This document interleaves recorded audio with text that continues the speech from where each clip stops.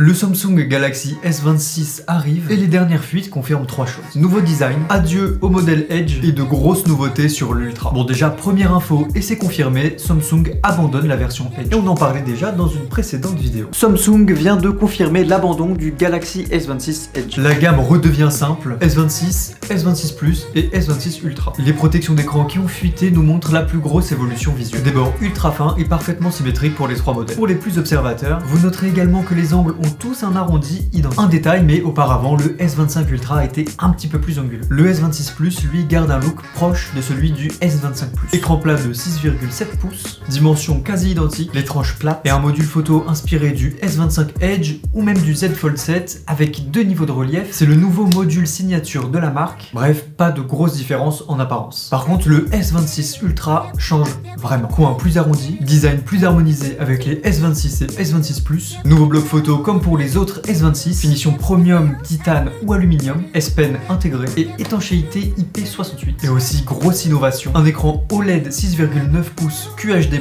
avec un mode anti-curieux intelligent. En gros, grâce à un filtre IA, l'écran devient illisible pour les gens autour de toi quand tu ouvres des apps sensibles. Le système s'appelle Flex Magic Pixel et c'est totalement nouveau. Bon, côté puissance, Exynos 2600 en Europe et Snapdragon 8 Elite Gen 5 ailleurs. Et aussi on a une puce dédiée pour booster le Wi-Fi et le Bluetooth. Bon, pour la photo, pas de grande révolution, on reste simplement dans la continuité de l'an dernier. Pour la batterie, pareil comme l'an dernier, 5000 mAh, mais là on a une recharge qui monterait jusqu'à 60 watts contre 45 watts avant. On aura aussi sûrement le droit à d'autres fonctionnalités IA, mais il faudra attendre la présentation officielle qui serait fixée le 25 février 2026. Bon, en résumé, on a un design qui est uniformisé, le modèle Ultra qui a été vraiment repensé, des progrès IA et un écran anti-regard. Bon, et toi, est-ce que tu valides ce qu'est en train de nous préparer Samsung? Bon allez, abonne-toi. On décortique l'actu chaque jour sur notre site lesmobiles.com et chaque semaine sur nos réseaux sociaux.